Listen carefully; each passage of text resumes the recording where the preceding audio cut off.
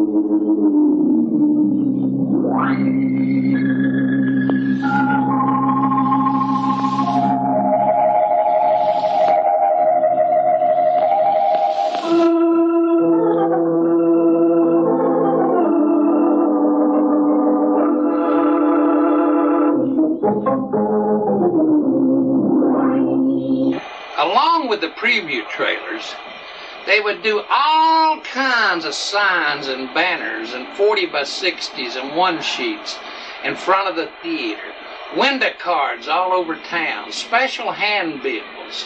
They'd have a hearse parked in front of the theater. They'd have a coffin in the lobby, and they'd have a sign on the coffin. Here's an example. Quiet, please. Dr. Evil's asleep inside. Let's take a look at some of the posters. Some of the posters used on the spook shows.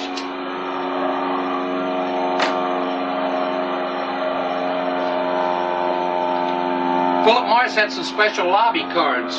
Here's one. 3 super shock shows on stage. First time here. King Kong, real, on stage. On stage, the Mummy in person.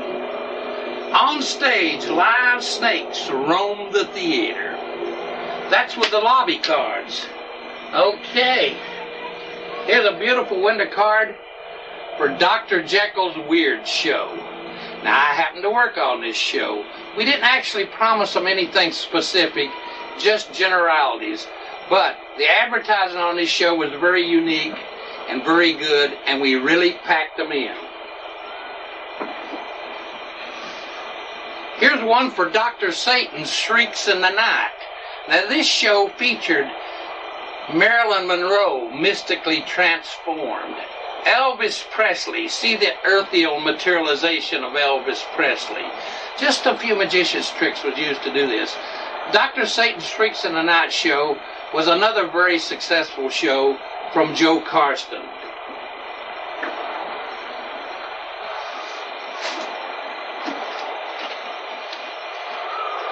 Here's Dr. Silkini, Jack Baker, the undisputed king of the spook shows. Jack Baker, Dr. Silkini. This is in the later days when he advertised Frankenstein, Dracula, and the Wolfman, and Gargantua, all on one show. This is the final tour of Dr. Silkini. Called it In Concert. This was in the late 70s. This was the final tour of the King of the Spook shows. Here's a beautiful one, Dr. Dracula's Living Nightmares. Beautiful poster. There was a cook from Brooklyn, and he had a show out called Horrors of the Orient, toured for about 10 years. Here's a beautiful poster from that show. Of course, we got Raymond Corbin from Westminster, Maryland. He did the Zombie Jamboree show. And in later years, Raymond did Raymond's Voodoo show. He was a creepy-looking character, and he had a buzzsaw illusion that would scare the shit out of you.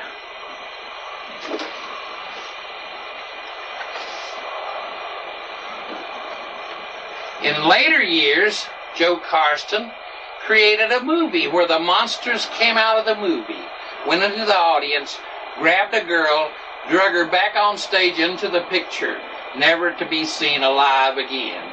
This was called Monsters Crash the Pajama Party.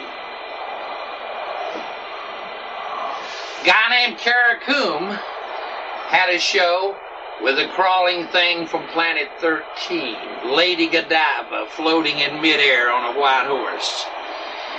Then he decided to create a special show called The Cannibals of Curitiba.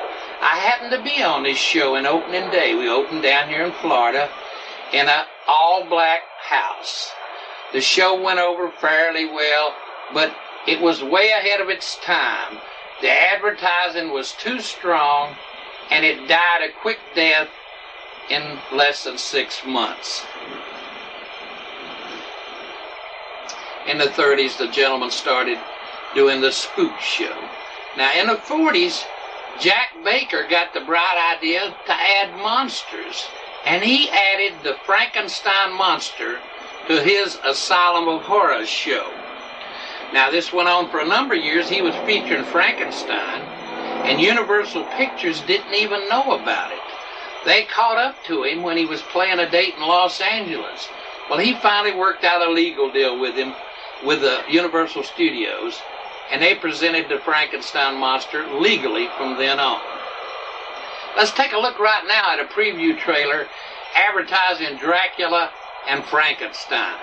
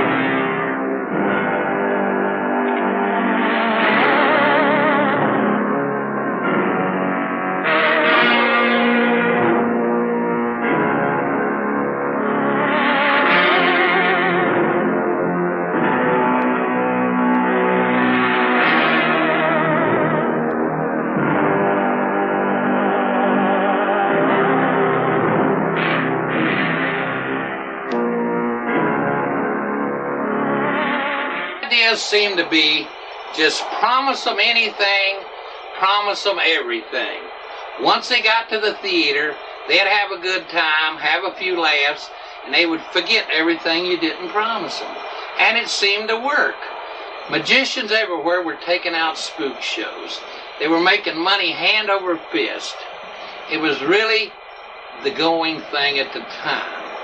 Now, a lot of magicians just did not have the personality or the know-how to handle a midnight crowd like they had when they did their little magic show in the church basement. Of course, they died a quick death, their shows flopped, and of course they burned up lots of territory, and this made theaters a little hesitant to book this type of show. But the strong ones survived and made a fortune.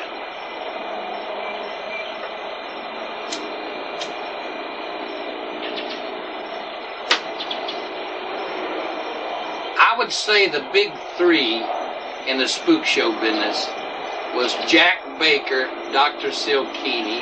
At one time he had 8 different units on the road. That meant they were playing 56 theaters a week.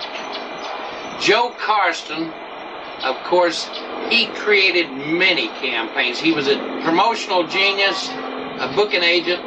He could do everything, and he had many successful shows. And of course, Philip Morris was on the road for 27 years, and he played many theaters throughout this country. What I'm trying to do is give you a little idea of just what the old spook, ghost, horror shows were all about. Now, through the posters, the preview trailers, the advertising, and personal interviews with actual spook show operators, going to try to give you an idea just what the spook shows were all about. Just like the ad said, it's the spook show racket laid bare. Radio was a cheap and effective way to advertise a spook show. You could buy 30 spots for $30, and you could just blitz them with spots on the radio. When a teenager got out his little transistor radio and turned it on and heard a spot for a spook show, he was hooked. He was sold. Right away, he was trying to raise the funds to buy an advance ticket. Let's listen to one of those spots now. Graveyard late at night and seen a coffin open. Have you ever thought what it would be like to see a person's head amputated? Think of things so horrible that the human mind cannot imagine them. See all this and more when you see on stage, in person, that crazy mixed-up Dr. Evil and his terrors of the unknown. Unlike anything that you ever seen or heard of in the past. Hideous creatures from beyond the grave. Leave the stage and grab girls right out of their seats. Girls, do not come alone. Bring your boyfriend to protect you when the lights go out. You may find a live snake or rat under your seat. A real dead body is given away to some lucky person at every performance. Also, in person. The Mummy and King Kong, famous Hollywood gorilla, real and alive. Plus, on the screen, 2 horrific motion pictures. Dr. Evil and his Terrors of the Unknown. Plus 2 horrific pictures.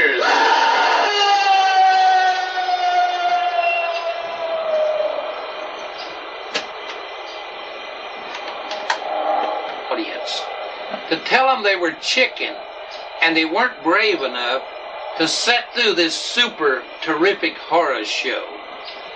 If they were brave enough to sit through the entire show, they were given a bonus, such as a 2-for-1 pass or a free pass to a future movie. They gave away 8x10 photos, gave away horoscopes, little slum ID bracelets, perfume. Every gimmick in the book was used, and it worked. And the Spook Show operators made a killing.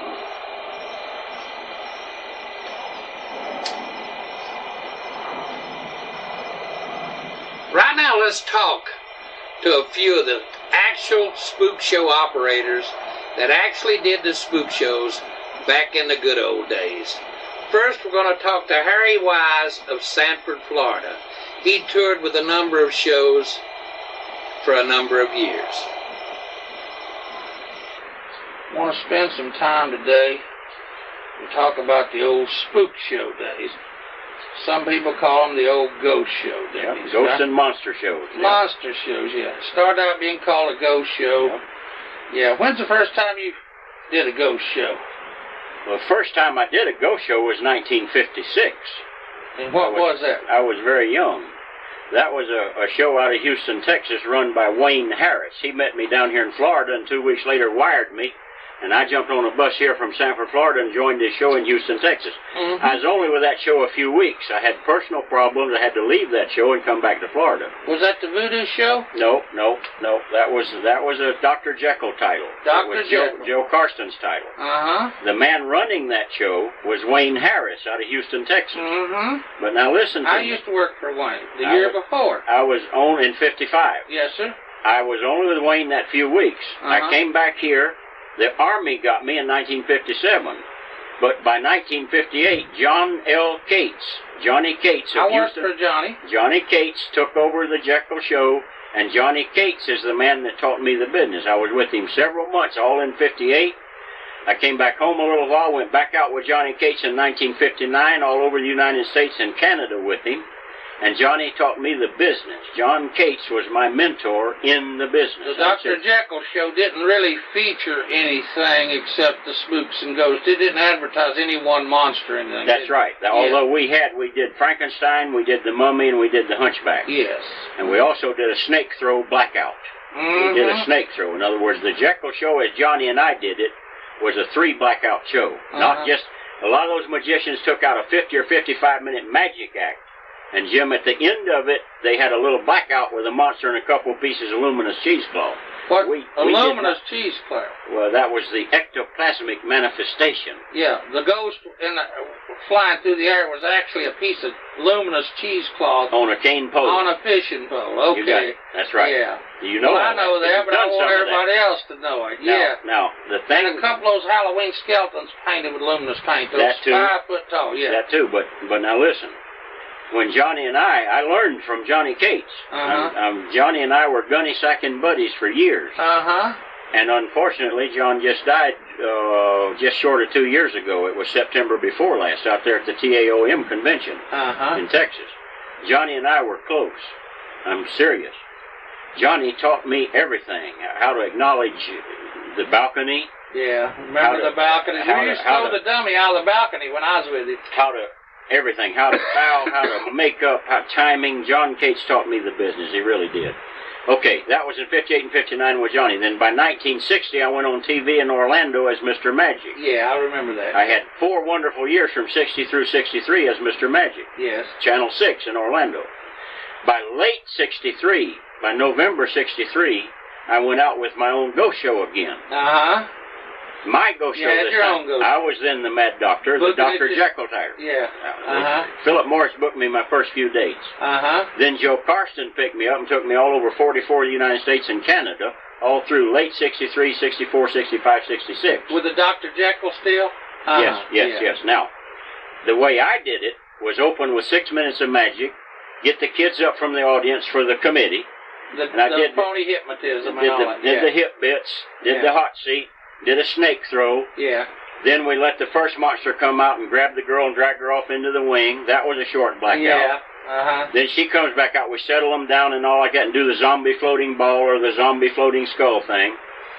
Then, by now, 45, 50 minutes is into the show, believe it or not. I'm not going into the whole pattern and everything. You don't need to. Then, on my blackout, I had 3 flash spots across that stage. I had 11 pieces of luminous ghosts and spooks. And the 3 flash spots helped blind the audience, plus it lit up your luminous. That's right. At the same time. That's right. I remember that. That's right. Okay, now, I had the skeletons, the bats, the blinking eyes, I had the groping hand, and I had the only man to have the 3-foot-high and rising Louisiana swamp spider. Yeah, I remember the swamp spider that Philip Morris had. Okay, well, he did it after I did it. Trust me. Is that you right? may trust me on that. So what? You may trust what me. was the next show you was on? The title of the show? Well, after 66. Yeah. Now, after being with Johnny in 58 and 59, then through late 63 to 66 with my own ghost show, then I got into booking and promoting with my first wife and I, got to booking and promoting auditorium shows for sponsors, the big full evening magic show. Then it goes to 1973, I went back out with a ghost show for Philip Morris. And what was the title of that biggie? That one was Dr. Evil and the Terrors of the Unknown. What was he featuring on that? We featured a twist contest thing, giving away a dead body, which was the chicken. The frozen chicken. Win one dead body. Win a dead body. They did that back in the 30s in the theaters. And he revived that in the 60s and used it again. Got some more mileage out of it. Now, one of my best friends from the 30s. What kind of monsters did you have in that show? I did my same stuff. The Frankenstein and Hunchback and Mummy. Did whatever you had. Didn't matter what the campaign said. Campaign didn't mean a thing, did it? Campaign was to get them in there. Then try to make them happy somehow. Make them laugh a little and forget it wasn't scary. Here's the thing. If you make them laugh, you do those 3 blackouts right, you make them laugh, and you have a good, strong blackout, they usually leave the theater happy. Yeah, and then I did 1 hour that amounted to a Spooks-A-Poppin type thing. Yeah. The old Olsen and Johnson thing. I love it. I did an hour that was so close to Spooks-A-Poppin, but like I say, you fill that hour.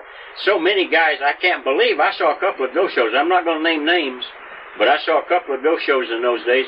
The guy would do 50 or 55 minutes of very poor magic. Terrible magic. And a 3-minute... Put you to sleep magic. One guy did 18 minutes with an Abbott's Dissecto wrist chopper. Yeah. No, that's not a ghost show. No. If you're going to do a ghost show, do a ghost show. I always thought the same way. Yeah. Now, after the Philip Morris show, what came up next? Then I got back into promoting and everything and doing my full evening show in auditoriums and all. Yep. Well, when did you get involved with the Monsters Crash the Pajama Party? Well, technically, I was working that on some dates while my wife and I was running promotions and doing our weekend dates for sponsors and all. Out of Louisville, Kentucky? And out of Louisville, Kentucky, and Sanford and Orlando, Florida, and all that. And I did just about 4 or 5 months of dates with Monsters Crash the Pajama Party in the summer of 66. 66. I segued out of the Dr. Jekyll show on the road with the live 1-hour Ghost and Monster show. Yeah. Joe Carston and a guy named David L. Hewitt, I think it was David L. Hewitt. David L. Hewitt, came up with this idea for this silly movie, and they called it Monsters Crash Pajama Party, and I met the actor that starred in it, Vic McGee. Short, very nice guy. The Mad Doctor in Monsters Crash Pajama Party. Now, I did this in 66 for the summer of 66, technically before I got back into the promotions and magic show and all that. Now, we're going to show that Monsters Crash Pajama Party later on this video. But let's talk about it. Monsters Crash Pajama Party, just tell me, it starts out as a movie. Go ahead and tell me about it. Well, it's a movie. Mostly non-entity actors. Vic McGee was was a nice guy. He broke me in on the unit. I knew him well, and I liked him. Vic was a good kibitzer, funny man. I really liked the man. He loved to jackpot and have coffee and tell jokes. The guy Just was like you. And you, yes, yes. Now, bullshit, some people would say. Or a town sucker would say bullshitting, right? Well, a true Southern gentleman might refer to it as equine excrement or something. But we don't have to go into that.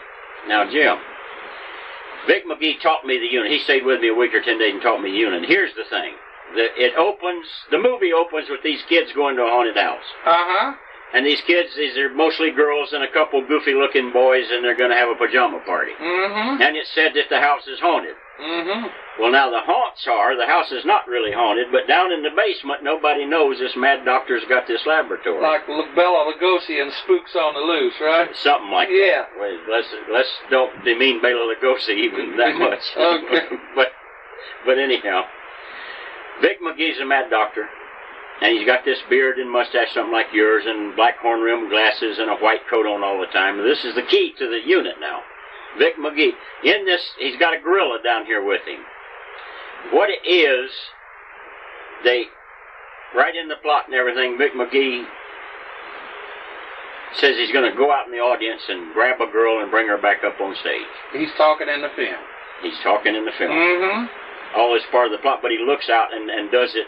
You know, steps out of proscenium or whatever you want to call it. Now, the thing is, that's an actor's term now. We're getting into the legitimate theater now. Oh, my God. See, you see the books you're surrounded by here. I'm an aficionado of all that good stuff. Now, anyhow, Jim, what it is, you have to have a girl in the audience that is a stooge that wears a white blouse and a checkered skirt. This girl has to be a stooge. She has to wear this outfit. And you have to talk to her before the show. You cannot go out there and grab any girl. Don't do that. Yeah. Now, her big brother might beat hell out of her, but go ahead. Or for whatever is loosely passed off as her boyfriend or whatever like that.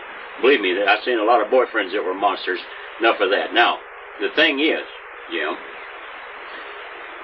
when the gorilla and mad doctor head out of the picture, right into the camera, Big G, every night, every theater, it's the same thing. You drink too much of this Langatine juice and bust the whole job. Now, I'll get rid of that. Now, Big G, you take that ray gun and blast this thing right out of the theater.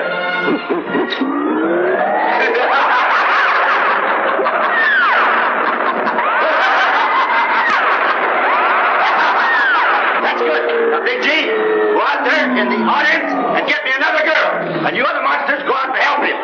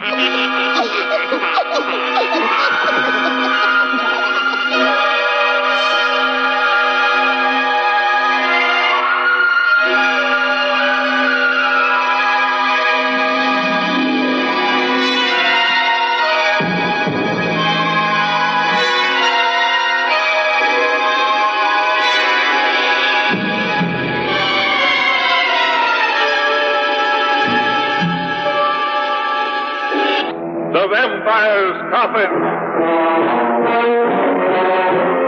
See a vampire's body stolen from its tomb. A psycho killer removes the stakes so the vampire can again prey on beautiful women.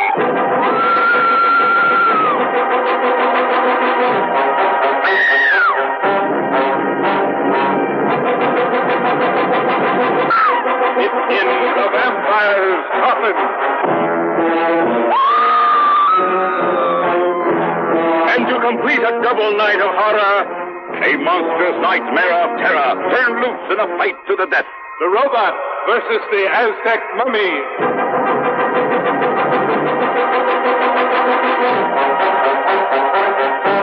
They will bring you a night of terror.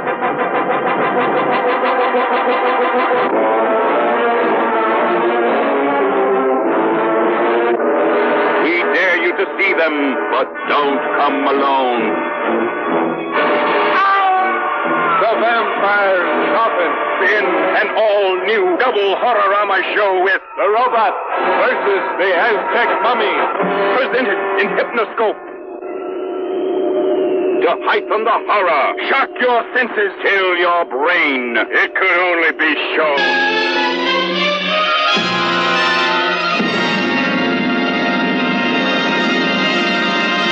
Now let's talk with Don Davison of Louisville, Kentucky. Don had a couple of very successful spook shows. One was called Monsters A Go-Go, and the other one's called The Horror Chamber of Blood and Gore. Here's Don. Everything else, that'd probably be one of my great pleasures in life. And I must say, after an introduction like that, I can hardly wait to see what I'm going to do next. Reminds me of the time the fellow introduced me and said, I want to introduce the most outstanding actor in our show. Matter of fact, he's outstanding in the wings right now, waiting to come on. You know, I'm holding, Jim. I'm holding, as you know, I'm holding a window card. Oh yeah, we used that on a lot of shows. A lot of shows. Well, I'll tell you a funny story about this. All right, the dead body, for those who don't know, was a chicken, and most of us had a little funny coffin in it, and put it in a little funny coffin rather, and we'd get a girl up from the audience and have her put her hand in there and get some funny lines from her like, oh, it's cold, it's hard and long, and different things like that, right? Well, I played a theater in Elkins, West Virginia, and a lady owned the theater. Her husband had passed away. She owned the theater, and that body was a chicken, of course, the cheapest chicken you could get. And she had gone and bought an $18 turkey, beautiful, big turkey. And she said, here's your dead body. And I was every dollar conscious. You said over my dead body. Yeah. I said, my goodness gracious, why would you do that, you know? And she said, well, these are all nice people. They come to the theater for all these years, you know. And she said, I want them to have something nice. And I'm counting dollars, see, because $18 turkey, and when we normally have a $1 turkey, that meant there was $17 left, and I meant half of that $17 come out of my pocket. You know, that was feeding the cast money, you know. And I said, well, the idea, it's a gag, ma'am. It's a joke, you know. It's just a little stunt that we use to help sell tickets and have a few laughs. And she said, oh, that's okay. She said, I'll pay for it out of my own pocket. You don't have to pay for it. So, you know, I was one of the goofy stories with a happy ending, you know. But a lot of stuff like that happened over the years. Don, do you remember where we first met? Yeah, I do, Jim. With the United Artists Theater in Louisville. 1962. Jack Baker was there, remember? I think we got a window card. Yeah, I do. I have one right over here. It's double-sided. That's one side, because he had lots of different paper. And you see the holes in here with the string on it? Yes, sir. They were hanging these down from the marquee. That was the end of the days of showman and showmanship. And used to hang them and make them into triangles and hang them from the marquee and tape them to the sidewalk and put them in the stores and all that. Yeah, that is where we first met. That was the show where Jack Baker had Max Vickery, the singer, and he was doing the twist contest. The Rock and Shock Show. Yeah. Now, there's something else I want to add here. You had just graduated from high school the day before. And you had already, under your belt, done a couple of spook shows. You've been out playing a couple of spook shows before you even graduated from high school. Is that correct? That's right. Yeah. Okay. Now, let's just pretend right now that somebody's watching this video and they don't know what a spook show is. Could you just kind of give me a rundown and tell them what a spook or ghost show was and how it worked? Well, it'll take about a minute. The first concept of a spook show was spooky magic, like invisible ghost writing on slates and horn honking and different things that were kind of related to spiritualism and, you know, that ilk of thing. That was the very beginning. And then they did very big business. But that was very early in the game, and people were very superstitious, very ignorant, and the media was very limited to reach them. So it was a big thing. Then it progressed, and Jack Baker ultimately became the king of spook shows because he made sort of a Spooks-A-Poppin thing out of it, and it was spooky at the end. And the way Jack did it, it was the most popular form, as anybody today that had ever seen one would remember, was fast, flashy opening with some magic, producing bowls of goldfish out of the air and that type of thing and all. Then a lot of gags on the stage with a group of people from the audience that we called a committee. Hypnotism, sitting on the chair and getting shocked and jumping up the hot seats, all that. A lot of comedy. And in the end, the table of death or some similar type thing. And then the monsters would go towards the audience, black out, and then all the ghosts would fly over their head, which was usually luminous rags tied on cane fishing poles. Heart Chamber of Blood and Gore, you know, we were kind of, as Mark Walker says in his new book, The Ghost Master, the Heart Chamber of Blood and Gore was a forerunner to a lot of the slasher movies that we have today. And we weren't really doing blood and gore on stage. We kind of lied about that, but it was a great title. Matter of fact, it was your title, and I brought it to life and made it one of the all-time Biggie Spook shows. Everybody piled in record numbers to see it. And at the time, when I was putting it together, you know, you and I talked, and, you know, you had the title, and then I put all these ideas together, and we made the radio commercials for it in Columbus, Georgia. And of all weird things, in the Southern Belt, they had a German radio announcer working there. And he made these commercials, and they were fantastic. He had no coaching or whatever. He just did it with that voice and all of that German, what I say, discipline in them and all. And it was beautiful, and it worked good. The ads were good, and the stuff was good, and the show was good enough so we didn't get thrown out of town. Earthial materialization of James Dean, and they featured Elvis Presley, Marilyn Monroe, and you were featuring on that tour Liz Taylor as Cleopatra. If you remember correct, I took a 24 sheet of Cleopatra and I cut that picture out of Liz Taylor and painted it with luminous paint, and we put it on a sheet of masonite on a stick where you could hold it up in the dark. I heard through the grapevine that 20th Century Fox was a little bit peeved about you using that. Yeah, Jim, they were kind of pissed off about it. Yeah. See, as long as you stayed in the sticks and played all the small towns, if you were doing something like that, you never got any notoriety, you know. But as luck would have it, what we did with that interior materialization of Liz Taylor as Cleo, we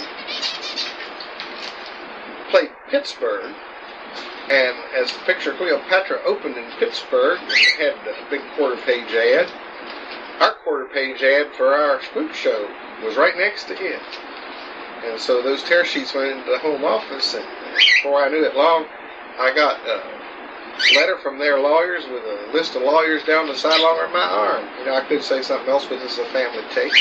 And they were going to take everything away from me, you know. So I sent them a Polaroid snapshot of my old Pontiac, and I told them they could have my Pontiac, my 2 King Coles, come get it. And they never did. And I see a little humor in there. And yeah, and I went back into the sticks again and just kept playing it. You were speaking of Pittsburgh. That's when we played the 6 drive-ins, isn't it? Yeah, that's right. We played 6 drive-ins Thursday, Friday, and Saturday. And when you were setting up the deal with, and they had all the managers in the home office to tell them about it, and one of them dumb managers, he said, how's this go-go girl going to be at 2 drive-ins at the same time? Now go ahead and tell me what Mr. Stern told him. Well, Mr. Stern, George was a great guy. He loved any showman with guts and pizzazz, and you know, he loved Kroger Bab and on, you know. And he hated the establishment. He hated the guys from Paramount and Fox and all, but he had to do business with them, you know. He was a great guy. So this dummy's asked there, he's having a meet with them, and we're trying to tell him ways to exploit it and how best to do it, you know. And so this one guy says, well, how's this go-go girl going to be in 2 places at the same time? And Stearns looks at him and he says, you asked, he's got 2 girls. Next question, let's get it. Those combined. Super Shocker number 1, Dr. Macabre's Frightmare of Movie Monsters. Imagine seeing almost all the screen's scariest monsters alive, in person. Hunchback of Notre Dame, Teenage Frankenstein, Daughter of Dracula, The Fly, a man's body, a fly's head, Rodan, the flying monster, the colossal beast, and more, many more, never here before. Plus, Super Shocker number 2, Spooks-A-Poppin, a thrilling new idea in spook shows. We double dare you to see this double header of super monstrous, superhuman, super shockers in person on the stage. New kind of horror show. Dr. Satan and his Shrieks in the Night. If you think you've seen horror shows before, we warn you, this new kind of show is completely unlike anything you have ever seen. The action takes place in the audience. You'll be surrounded by the most hideous horde of horror creatures ever to walk on the earth. You'll see, back from their graves, fiendish vampires who drink human blood, living corpses, werewolves, ghost women, 1001 nightmarish creatures. Girls, do you have the nerve to meet the Invisible Man? He puts his arms around you. You can't see him, but you feel his presence. What a new thrill. Dr. Satan hypnotizes everyone in the audience, including you. You'll see the slave maidens at the mercy of hideous beasts, human sacrifices, death on the slab. So scary, your blood will run cold. Dr. Satan has appeared in person with and startled George Gobel, Donald O'Connor, Orson Welles, Jack Bailey, Art Baker, and many others. Ed Johnson of the New York News wrote, at long last, I have seen a horror show even scarier than advertised. A horror show strictly in a class by itself. If it's thrills you want, thrills you'll get when you see Dr. Satan's Shrieks in the Night. It's brand new. It's brand new. Positively has never been shown at this theater before. Don't miss Dr. Satan's Shrieks in the Night.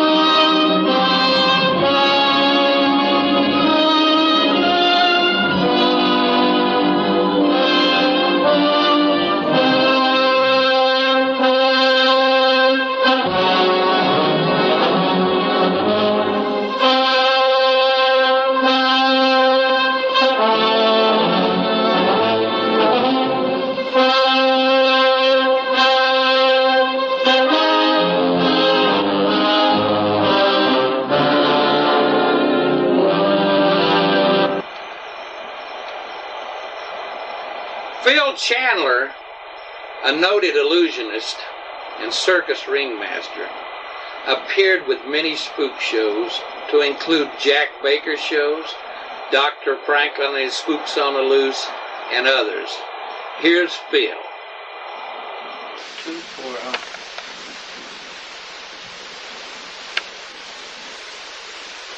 Phil Chandler, noted illusionist. Phil's been around since Heck was a pup. He was back there in the spook show days. He goes way back. In fact, Phil, when did you first start out in the spook shows? In the spook show business, it was probably early 60s. My partner at that time, Steve Connors, who I owe an awful lot to, got me started in the thing. But prior to that, I used to be an assistant on the Dr. Franklin show, who had, I would say, probably one of the best ghost shows that ever toured. We not only played theaters, but we played drive-in theaters also. He had his own portable stage that, after it was all set up, I mean, it was better equipped and better facilitated than any theater you could ever get into. And I toured with him on and off while I was in high school, and then when I got out of high school. And that's basically where I got the experience, so I thought. And then our local RKO house one time wanted to do a Halloween spectacular thing and wanted me to do a spook show. And I said, oh, hell, I can do that. Frank sure I can do that.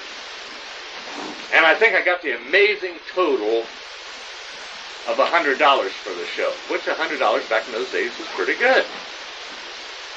It died, and I swore up and down I would never, ever do another spook show in my entire life. I mean, we couldn't get a total blackout. It was just disastrous, and we're trying to do actual makeup for Frankenstein and wrap the mummy up, and disaster city. So after the show was over, I should say after that abortion was over,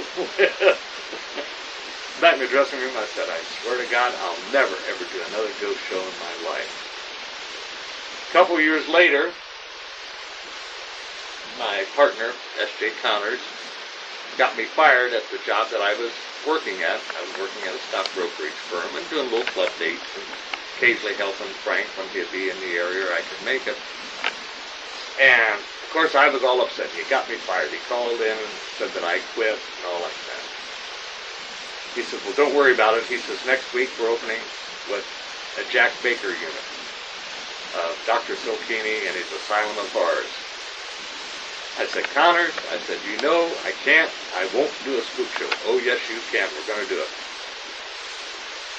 And so we got busy and made some ghosts, and I bought gallons and gallons of luminescent paint, cheesecloth, and we're making skeletons and all that stuff. And I'm making out cue cards on the back of old window cards. I mean, what the sequence was, what the jokes were, and I used to have that foot shelf all lined with you know, what came next, and on top of that, Connor says, don't worry about it. He says, I'll be off in the wings to keep you moving.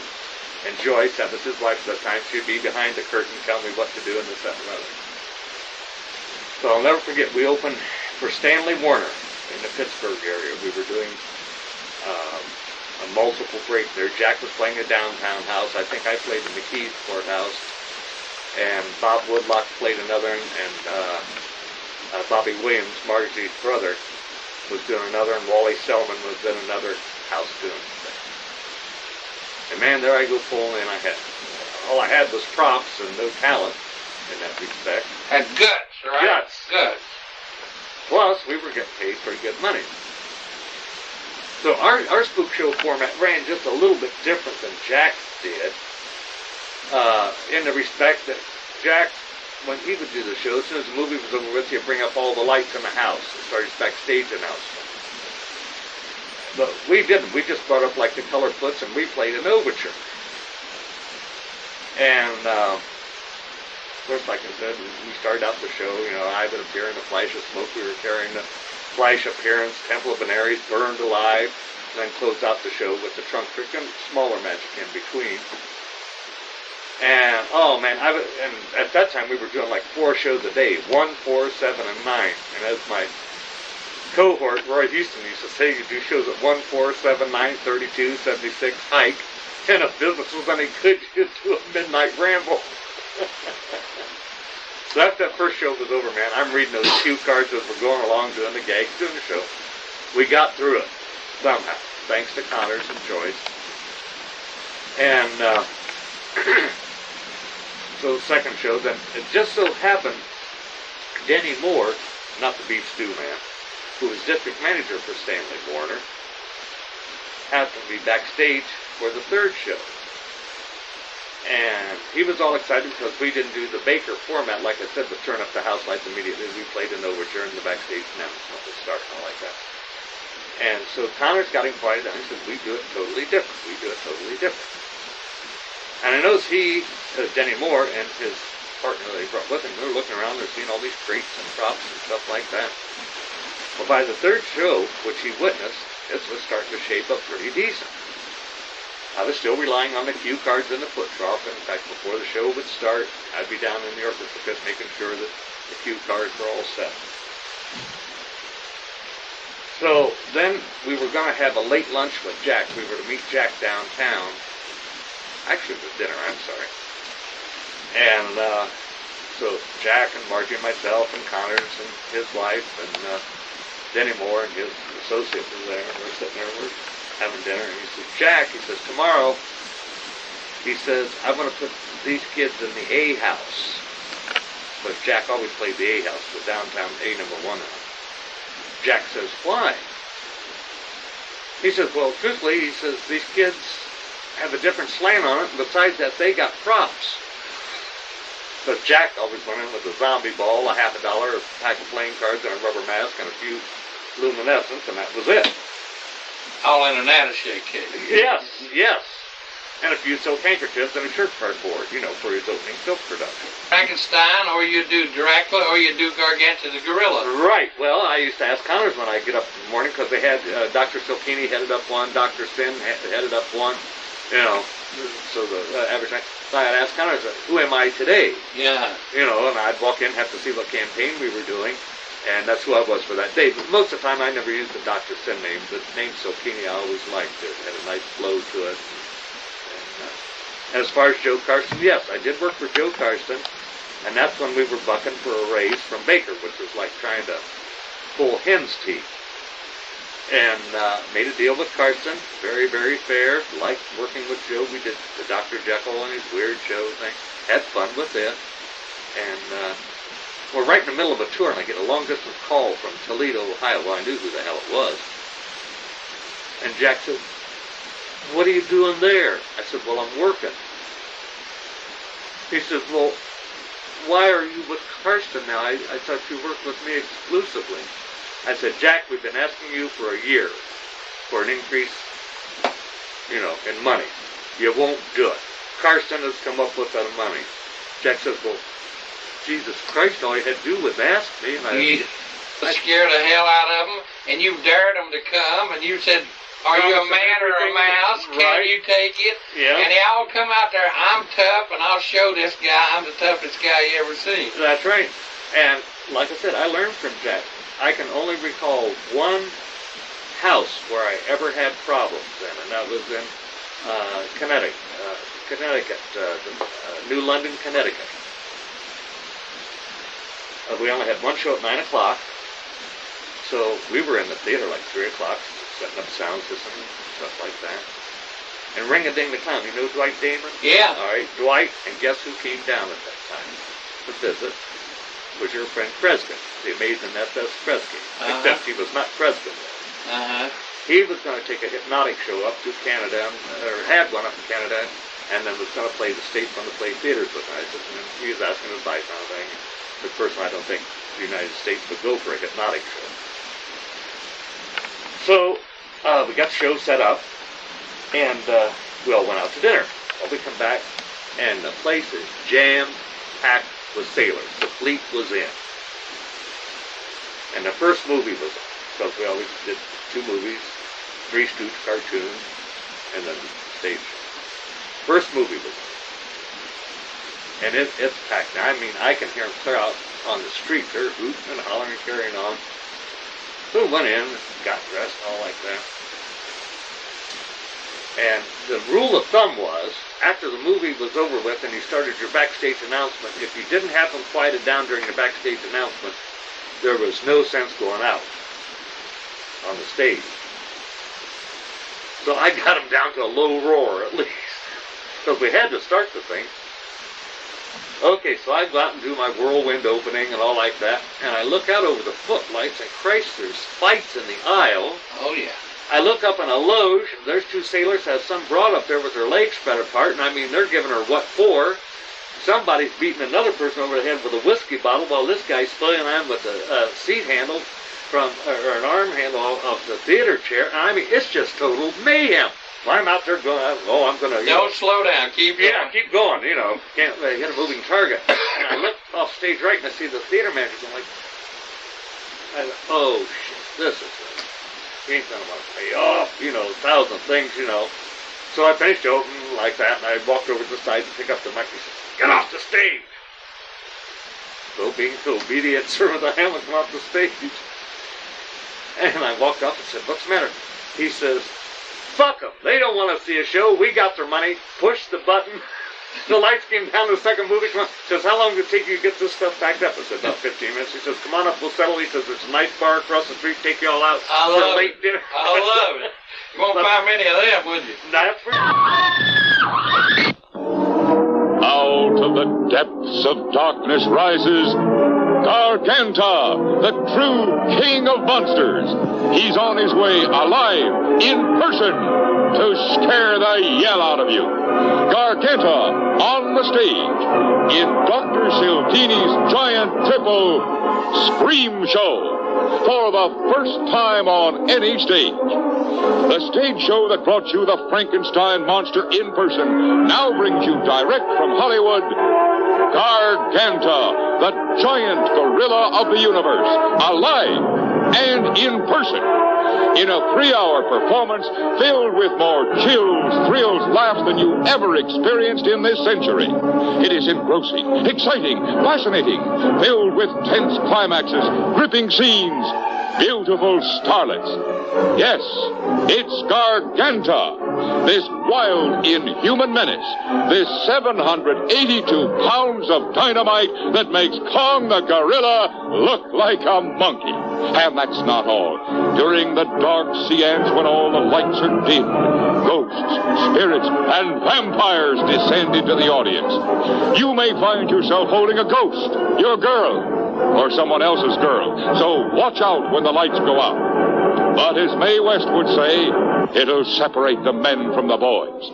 In New York, Chicago, Los Angeles, critics have proclaimed this stage attraction to be the show you must not miss. Even though it's a stage presentation to send you home in frantic flight, there are also some very eye-appealing scenes created by these beautiful Hollywood starlets in gorgeous costumes designed by Adrian. Yes, it's a stage show for everyone. But those of you under 16, please be accompanied by an adult. Not only because of what takes place during the performance in the dark seance, but the adult may be afraid to walk home alone. Now is your first and only chance to see, in person, on stage, and alive, Garganta, the giant gorilla of the universe. Watch for it. Remember the time, the place, and the date to see Garganta, alive and in person. Houston of Gibtown, Florida, toured with a number of spook shows. He had the pleasure of working with Bill Neff on his Madhouse of Mystery. He even had his own show called Houston's Hallucinations. That's a character. That's how you have to look at it. Okay. That's exactly how you have to Show them the good side of the crate, right? But don't show them the bad side. In your workshop, you got a lot of beautiful posters here from the old days. The Great Magicians. I see you got Bill Neff up there from the old Spook Show days. Did you know Bill Neff? Did I know Bill Neff? He was one of my closest friends, yeah. We were very close. Matter of fact, we produced shows together one time. We worked at New Dykeman Theater together. We worked And the most famous theater of them all, I guess, the Apollo Theater, right? You know, in New York City. Street. Yes. 125th Street in Harlem in New York City. I combined my show with Bill Ness for a 4-week stand. We hung 20 sets of lines. We had 12 girls in the line. We had, oh my God, what a big show that was. And he introduced me as his successor at that time, you know. Hey, you remember you telling me that story about the battery in the truck? Battery and what? You know how they steal the battery out of the truck or something to keep somebody from stealing the truck in New York City? Oh, yeah, you always took Tell me the story about how you got it somewhere and he wondered how it got there. Yeah, we always took the batteries out of the truck to keep people from stealing them, sure, you know. But then you had to be more clever about a lot of different things. He taught me how to steal. First thing you do was steal a garbage can. That was the first thing you'd steal, see. And I said, why do you steal a garbage can? He'd say, that way, when you want to park, you put the garbage can over the fire plug, see, on the corner. You know, oh, he cut the bottom out. Yeah, you know, because the cop would write you a ticket if you park in front of the fire plug. Bill Neff taught you this. Yeah, Bill Neff taught me things like, he taught me all his clever things, man, how to park in New York City. You had to know all that shit to park in New York City. Yeah, I can understand. I mean, it was a difficult town to park in, believe me. Well, you also worked with Jack Baker, didn't you? Oh, God, about... I guess about 7 years altogether. 7 years altogether with Jack Baker. Yeah. What was your first year, you think? Do you remember? Well, I first met him, well, that was way back in the 50s, my God. Let's see, 50. Well, I first met Bill Neff in 55, and that's when he was still doing the Madhouse of Mystery show. And then I met Baker just shortly after that. Must have been about 56 or 7, I guess. Right along, it was the middle 50s. And then... but I didn't really start to work for him until late 50s, 58 or 59, I guess it was. You know, Mark Walker's got a new book out called The Ghost Masters. Yeah, I heard about it. And I've seen it. I'm going to order a copy. It's got a lot of stuff in it, but it don't have these good old stories like you just told about Neff and all. Yeah. Can you tell me a Baker story? So many Baker stories. I can tell you about 10,000 Baker stories. Let's tell you Baker stories. Okay, a quick one just to give you the insight, the way his mind worked. Every time when we would do the show, every time we would ask him a question, he always had the same answer. He would say, under the green light, it'll make no difference, you know. Under the green light, it'll make no difference. Yeah, that was his answer to every question. I can remember that. He'd say, well, Jack, that monster looks like shit. That monster ain't gonna fool anybody. That's the worst looking monster I ever saw. He says, under the green light, nobody will ever know the difference. He said, I already had a $3 gorilla mask and an old fur coat on one day. Oh, God. I'll tell you the greatest story I can think of. I mean, there's 10,000 Baker stories, but on the top of my head was at the Uptown Theater, the old Vaudeville house in Philadelphia, man. We were playing there, and Jack got so sloppy by that time, he had forgotten about what kind of monsters. Well, as a matter of fact, he got so sloppy, he was sending us out front to look at the marquee on the theater to see what monster we were featuring. Yeah. He couldn't remember what monster we had. Because he had 3 different units. And this would be 10 minutes before the show started. We'd run backstage and we'd tell him what monster it was. Then Jack would say, oh, well, we got 10 minutes to create a monster in. And then he'd create a monster in 10 minutes. So it's with white shoe polish for Dracula, right? Oh yeah. Shinola. Yeah. The Griffin all white shoe polish. Yeah. In the face and, but it's one particular thing, the day I'm talking about, I come backstage, and it's unbelievable. I come backstage and I said, oh my God, Jack, it's Garganta, the giant gorilla. Right? That's what it says in the marquee. Yeah, 670 pounds. Now, keep in mind, it's 5 minutes of showtime. So he's got to figure out how to build Garganta, the giant gorilla, in 5 minutes. So he says, well, he turned to Margie standing there, right? His lovely, devoted wife. He says, Margie, he says, give me the fur coat. And she always had this beautiful $5,000 mink coat that she had wrapped around. She always, even if it was 90 degrees, she had this fur coat wrapped around. And she says, no, God damn it, Jack. She says, you aren't getting the fur coat again. Well, see, the word that worried me, the key word there was again. That meant that this had happened before, right? I went, oh no, again, you know. And so he does. So they're fighting, they're pulling the big coat back and forth, and finally he wins. He drags the big coat off her, and he wraps it around this guy. Meanwhile, we had a guy on the show named Steve Connors, who I'm sure you remember well, yeah. And he says, well, now we get the fur coat draped around. He says, well, we need something for the head. So Steve looks around backstage, and there was a moose head up on the wall. Man, it was left over from a moose convention, right? So he takes the moose head down, and he goes, bam! Bam! And he breaks the antlers, because the thing had antlers, right? Yeah. So he breaks the antlers off the moose head, and he sticks it on the guy's head. He says, there you are. He says, there's Garganta, the giant gorilla. We were in this gorilla with Margie's fur coat, 2 little snows sticking on the top of his head. And he goes out, and Jack says, you want to see Garganta the gorilla? There's 3,000 jigs sitting there in the audience, right? And then he comes out. And he walked and goes, and one of the jigs jumped up with a ball bat, and they went wacko, and they hit him right in, and knocked him silly. But that was his idea of a monster, yeah. Tell me about your show, Houston's, how do you say it? Houston's Hallucinations. Hallucinations, yeah, that's what I'm doing now. Yeah. Tell me about that show. Well, that was probably part of the reason, you just said part of the reason why it wasn't a big success, because nobody could pronounce it. Yeah. But you did play dates with it. It was a spook show, really, right? Yeah, basically it was. Well, no, it wasn't. You see, I was also a Bill Neff fan. I worked with Jack Baker for all those years, but I loved Bill. Bill Neff was your favorite. Bill Neff was my favorite because he did a legitimate show. Jack Baker did an illegitimate show. Yeah. Believe me. Bill Neff gave him a good show, and they left there feeling good, didn't he? Yes, he did. Yes, I believe really that. Did. Yeah, he had a hell of a show. And when they left Jack Baker's show, they wanted to kill somebody. Well, they didn't start out that way in the beginning. I never, they both hated each other. They hated each other with a passion. Bill Neff used to call him Jack Faker in the Puke Show. That's what he called him. That'll give you a small idea how he felt about Jack Baker. Now, but the point is, man, that they were both great for their own reasons, man. Baker was a great showman. He really was. He's a great businessman. Had to put them circuits. And had 8 units touring at one time. That's right. That's true. Money coming in like crazy. When I started with him, he had 7 units. Now think about that. 7 units playing one town every night. 7 times 7, 49. We were playing 49 towns a week. Think about that. Nobody in history's ever done that. Now in the 40s, he's grossing like $2,900 on a Wednesday night in the 40s, and that's like $10,000 now. That's $10,000 a night with a spook show. Yeah, that's right. Yeah.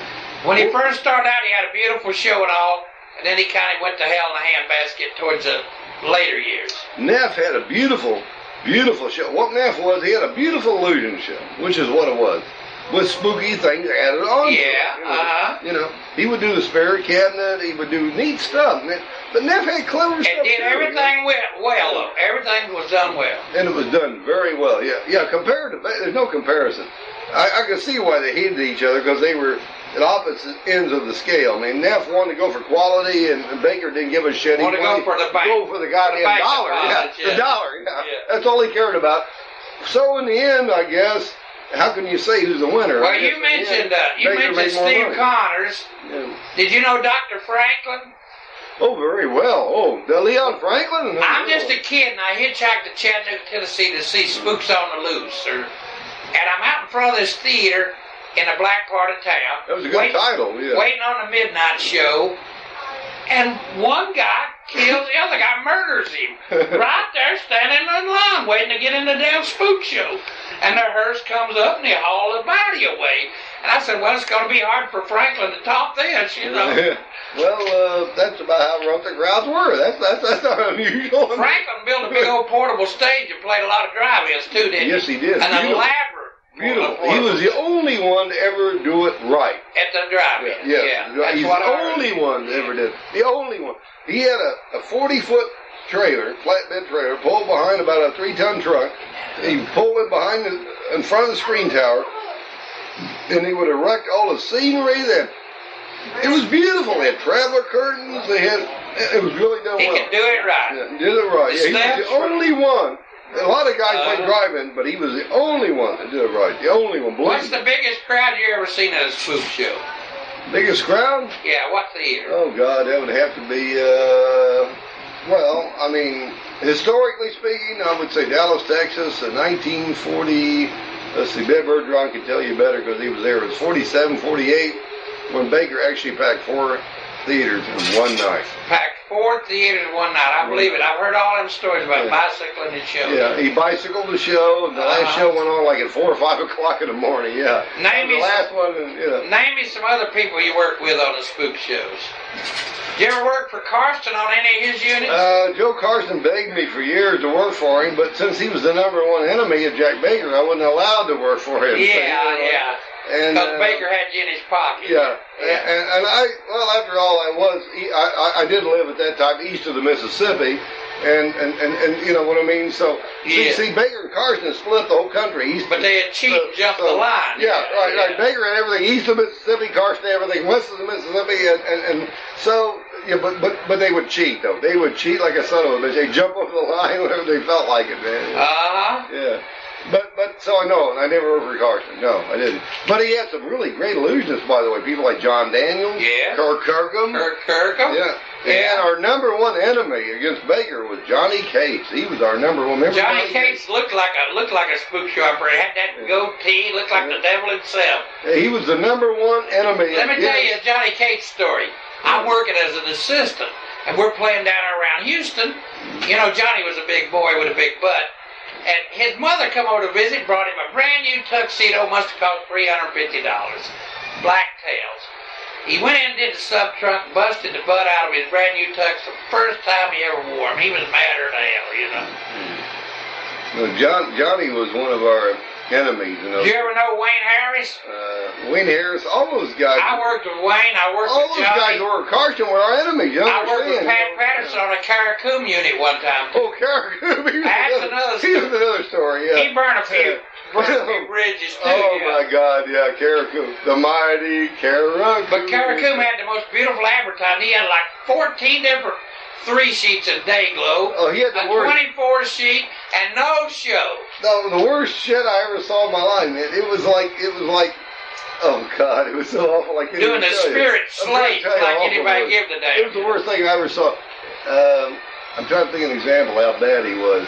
I can remember a phone call one time. I listened in on Jack Baker. He called Jack Baker one time. I was listening in on the third phone, right? You know, and he says, "I not understand, Jack. They keep closing me up. I not understand. Why do they close me up?" And Jack says, "Well, you're doing the reincarnation of Adolf Eichmann, for Christ's sake." Yeah. Carl Chancellor back in the grave. Yeah. I remember him. And he says, 99% of all theaters are owned by Jews. Now, he says, what the hell do you think they're going to do to you? They're going to close you up, right? I mean, what else are they going to do right? Yeah. I love it. Well, have you got any other cute stories before we close out about the Spook Show, Dave? Oh, God. When was the last go-around for you? It's funny. It was a transitional period, man. Jack had set me way out to the farthest point there could be on planet Earth, which was Missoula, Montana. Yeah, the end of the world. End of the world. You can't get any farther away than Missoula, Montana. And that's how I felt. I was playing the Wilma Theater in Missoula, Montana. This is a true story. Missoula, you know where that is? That's like the end of the world, right? But we're packing and jamming them. We're knocking them down. I mean, the crowds are lined up for blocks, man. You know, I couldn't believe it. In the snow. Yeah. Oh, yeah. So we're packing and jamming, but I somehow I knew, I'd already seen the handwriting on the wall, man. I knew the end was coming fast, you know. And then besides, I wanted nothing more to do with it. And that one afternoon before the show, I went out to a building here in town. There was a circus playing, they said. So I walked in there, and there's a guy shoveling elephant shit into the building, you know. And I started talking to him, and he says, "Well, who are you?" And I said, "Well, I'm Dr. Houston doing a spook show down here at the Wilma Theater." He says, "You mean you're the guy with all those crowds of people lined up for blocks down?" I said, "Yeah." And he says, "Well, you ever think about doing illusions in a circus?" And I said, "Well, no, I hadn't really thought about that." I said, "But yeah, I'll bet I can figure out how to do it." He says, "Good." And he shook my hand. And he says, "You're booked in St. Joe, Missouri next week." And I said, "Well, who the hell are you?" And he says, "My name's Hubert Castle." Was that Hubert Castle? That was Hubert Castle, and that's how I left the spook show business and got into the circus business, and that's the God's truth. I swear. Now, I want to change the subject. Yeah. You remember Jack Baker's little magic land of Mother Goose? Very well. I was the star of it. What do you mean? You was the star, and that was my show. Yeah. That was a cute little show on stage. Yeah. But when they converted it to film, it kind of went to hell. I recently read a review on that. And you know what they said about it? 2-word review. Beyond pathetic. Well, it was pretty bad. But wait a minute. Now, can I say something in our defense? Yes. Yeah, I'm allowed to do that. Okay. Now, I have seen famous, very famous Broadway shows, like, for instance, Little Abner is one example, where they actually went in and shot the Broadway musical on the stage. Yeah. As a movie. And it was terrible. Banana, they did and it was that. terrible. It was terrible, And there were several examples New of that. Faces was terrible. It was a bunch Exactly, of yeah. Okay. And it was always terrible because you could not shoot a stage show and make a movie out of it. You can't do that. Well, they used to shoot them old burlesque shows with one static camera out there, and boy, that'd put you to sleep, too. In other words, a stage show is a stage show, a movie is a movie. When you try to blend the two together, it doesn't work. You either have to make a movie out of it or it has to be a stage show. Because what works on a stage doesn't work in a movie. It's very simple. That's why the Magic Land of Mother Goose was beyond pathetic. For everything you've done for me, for all the magic you've performed, the fact that... Oh, my, excuse me, one of my subjects. Why, Princess Beauty. Oh, heaven, are you crying? What could cause those tears? Oh, King Cole, I'll never be happy, never. I mean, I can never get married now. Of mystery have appeared. Now, coming on this stage in person is the most amazing mystery man of all time, Houston, and the original Houston's Hallucinations. Starring the girls with Hex Appeal, Joyce Harris, Kathy Bard, Sherry Winters, Cindy Curtis. Girls, girls, and more girls, dressed in the most daring designs Paris has to offer. And if you want mystery, witness the unbelievable Flight to Outer Space. See a girl without a middle, and the weird and unusual burning of a she-devil. See all this and more in Houston's Hallucinations, coming on this stage soon. Extra, extra, the first time on any American stage, see the talked-about girl in the topless swimsuit. It's sexational. Raymond Corbin of Westminster, Maryland, better known as Raymond, toured with a number of spook shows in the 40s and 50s.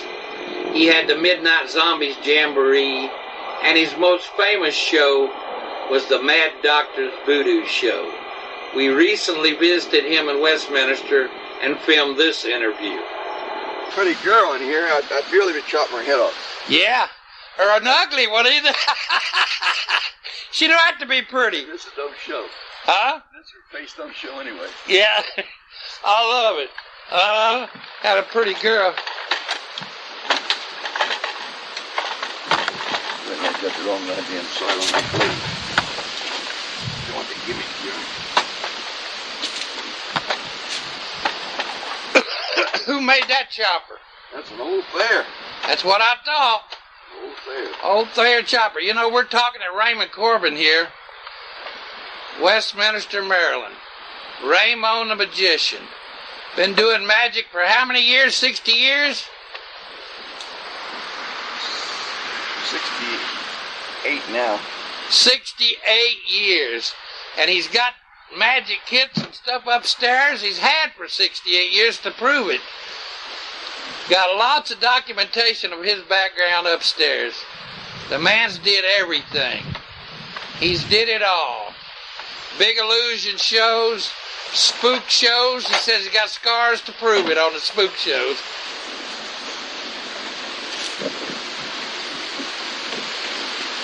This was the Big fun stage show, strangest show on earth.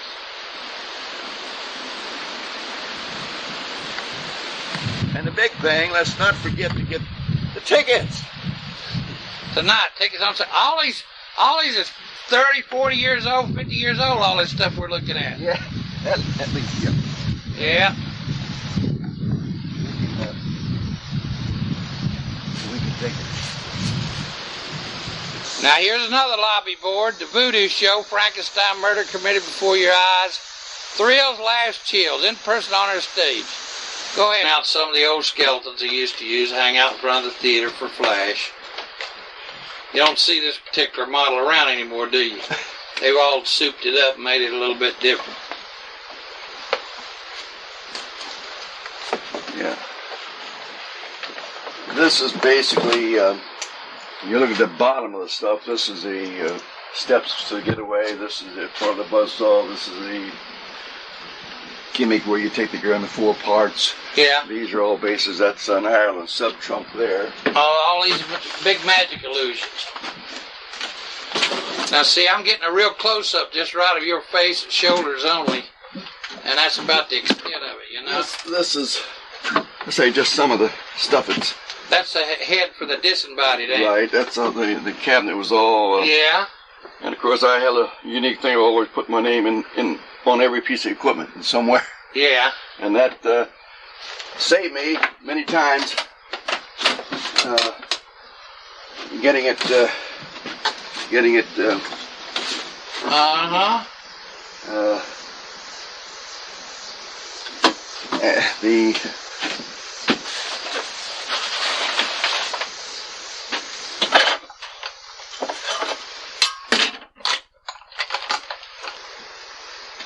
Go ahead and start all over now. So we had one scene where the girl was hooked up to a cross in the back, and Igor would come out and cut the rope and miss, and her body would drop, and the arm would be hanging there, dripping blood then. And then Frankenstein would come out, choke Igor, and from about 20 foot away, I'd throw a butcher knife into his back. And as he turned to get the back, the audience saw the blood running down. It was quite impressive. At that point, he staggered towards the step, and the gorilla came out the other side, and it was, they throw that on in emergency, we still wouldn't be, the aluminum skeletons would still be illuminated. This building is literally crammed and jammed to the rafters with memorabilia from magic and spook shows and other shows. Raymond's a collector. He never threw nothing away. He's got posters in here. He's got posters in here from all kinds of shows over the years. That date, that Orpheum Theater date, the big date you did out there in Los Angeles, right? Yes. What year was that? I'd have to get my date books and check. Friday, October the 30th. They never put any years on these. Isn't it strange? Well, it didn't mean anything. Yeah, it makes sense to me. Yeah, that's a nice card. That's a silk screen card, and it's beautiful. Could you show me a couple of them other beautiful cards there? God, you had enough of them. There's Raymond's Midnight Voodoo Show, Greensboro, North Carolina. And then we had Sherman Theater, Chillicothe, Ohio, Sunday night. It was not a city or town in the United States. I don't think we played at some time or other. Now there's the old Onondaga, New York. Now, Victory Theater, and I wonder where that's at. You was there for a 2-day stand, Friday and Saturday. This is Baltimore. That's Baltimore.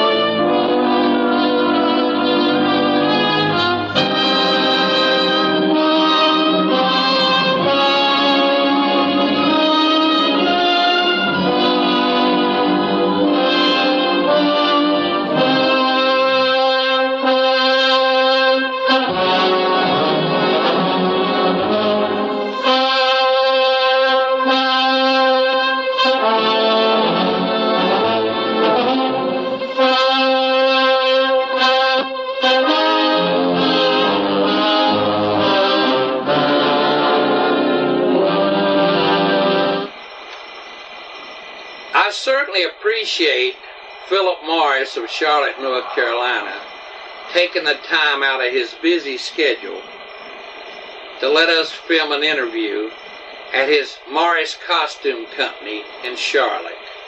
Phil was one of the big three in the spook show industry. He toured with Horrors in the Night, Dr. Evil and His Terrors of the Unknown, and he did spook shows throughout the United States and Canada from 1950 through 1977. Here's Phil.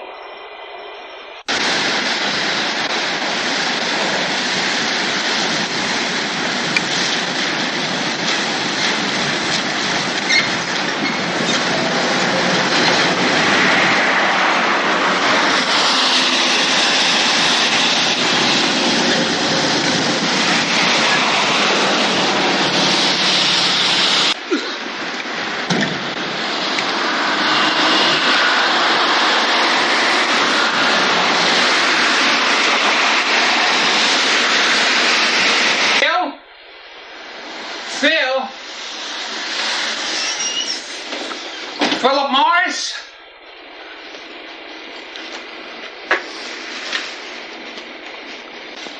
Philip Morris?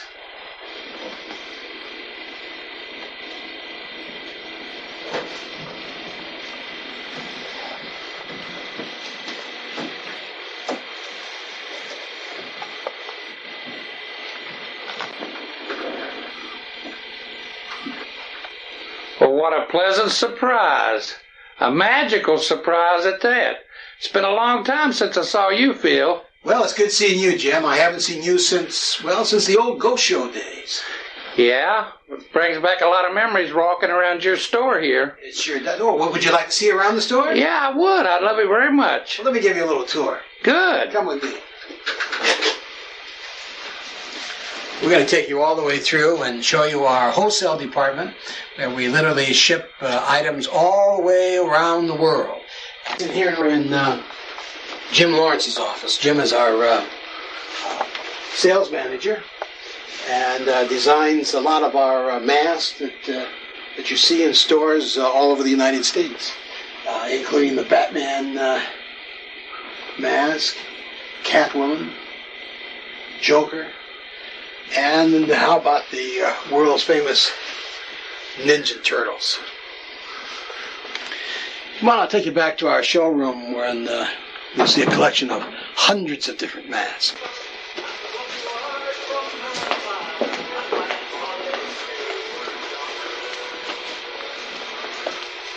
On to our showroom. Here we go.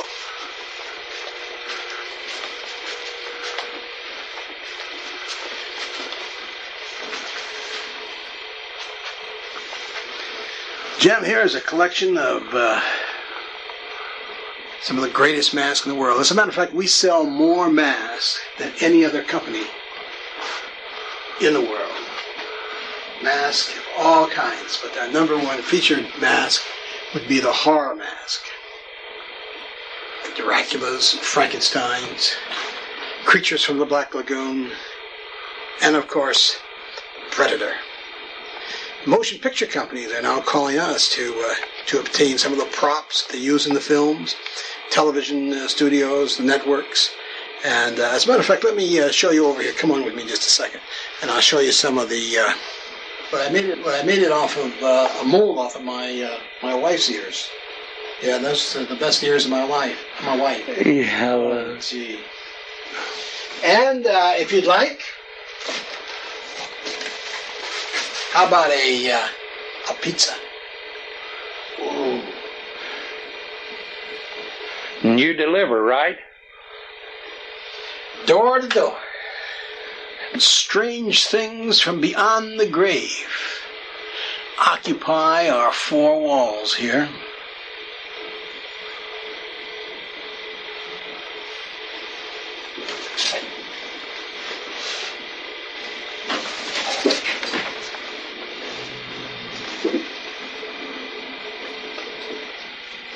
Grandson, Sean Bate. He knows nothing about ghost shows because ghost shows were long gone from the theaters when he was born. But I told him about them. And I'd like to tell you a little bit about the ghost shows, how they started, and the history of ghost shows. Thank you, Sean Bay.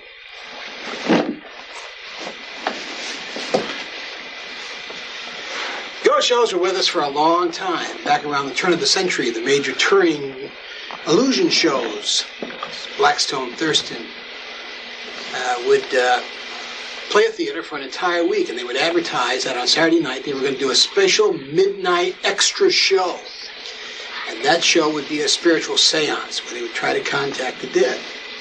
Houdini was used this publicity to obtain attendance in the theaters as well. He advertised the seances and then exposed the seances in showing how it was possible for these fake mediums to contact the people from beyond the grave. Well, the theaters became the center of entertainment. Motion picture theaters became the center of entertainment around the country. And starting back in the early 40s to late 30s, there were ghost shows started to appear in the motion picture theaters, along with a film that was on the screen, Frankenstein or Dracula film, and then about an hour stage show. And at the close of the stage show, they performed the seance. We called it the blackout. At that time, all the lights in the theater were turned out. And it was very important that every single light in the theater was out. That is, all the lobby lights, the concession lights, the doors had to be closed going to the outside, the aisle lights, the lights in the projection room, any lights backstage. And that was one of the first things you did when you arrived at the theater to perform the show, to see how effectively you could get a blackout in the theater. Including they always had a clock in the theater that was lit, and you had to make sure that was turned up because that was on a separate line. And during the blackout, the audience would see strange and unusual things fly over their heads, back and forth. They hear strange sounds. Things grab them in the dark. I'm going to show you how some of those things were done. Watch. Cut. Theater. During the entire performance, it was a build-up to the blackout, and telling the audience all the things they were going to see when all the lights went out in the theater. Also, the pre-advertising for the show had set in their minds some of the weird and strange things that they were going to see. When it arrived time for the blackout, the performer on the stage would call for all the lights to be turned out in the theater except for the lights on the stage. And then he would prepare the audience for the blackout, having them reach out and hold on to the hands of the person sitting next to them. And that was for two reasons. It was a psychological reason, and it also prevented your audience from panicking during the times while the lights were out. And then the monsters would appear on the stage. Music would come up. We used from the projection booth, from the projectionist at the projector, would show a film of lightning on the screen against the curtain that was behind us to give the effect of lightning. And of course the sound in a motion picture theater was superb from all the other sounds that were available at that particular time in history. So we ran a loud, very loud soundtrack over that. And as the monsters would come out on the stage and start down into the audience, then the lights on the stage would black out and it was total darkness. At that point, you could not see your hand in front of your face. However, strange things started to appear around the theater, such as skulls that were floating in the air, skeletons dancing on the stage that would come apart and then come back together, other things that would fly over your head. Well, let me give you an idea how this was done. Here's a skull. This was called a skull paddle. And this skull has luminous paint on it. We charged it with light before the blackout. And then, as part of the staff, during the time when the lights were out, we'd carry it out onto the stage. Of course, they're dressed in black. The other side of the skeleton is black. And then turn it around. And it would appear and float across as if it was floating in the air. And then turn it around and it would disappear. We had other performers out in the audience who would actually go up the aisles in the theater carrying these things over their heads. We also had what we called a ghost banner. And that was a large flag with a ghost, a spider, or a bat painted on it in illuminous. And that would fly over the top of the heads of the audience, and they would reach up to grab these things as they came out. And the people were screaming, yelling, and hollering. We also had several people sitting in the balcony of the theater that had popcorn, the raw, on-pop kernels of popcorn. And we said in the audience's mind that when all the lights went out, that strange spiders would land on them and crawl over their bodies.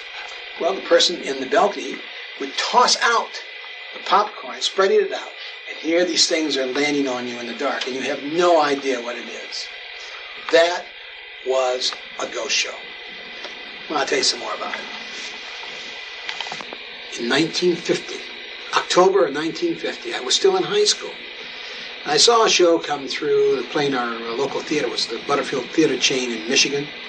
It was Jack Baker, the Dr. Zucchini Asylum of Horrors, with Frankenstein in person. And I decided that's what I wanted to do. The last ghost show I did was in 1977. We booked a series all the way across Canada for famous players in the Odeon Theater Circuit. 2 units of the show, and in the summertime, I started on the West Coast with a unit that I had in Prince Rupert, British Columbia, and worked all the way to Toronto. And then I had another unit that started just east of Toronto and went all the way out to the Maritimes, Nova Scotia, and New Brunswick. We played during those 2 months literally every city in Canada with a ghost show. And to my knowledge, that was the last tour of any major ghost show in the United States.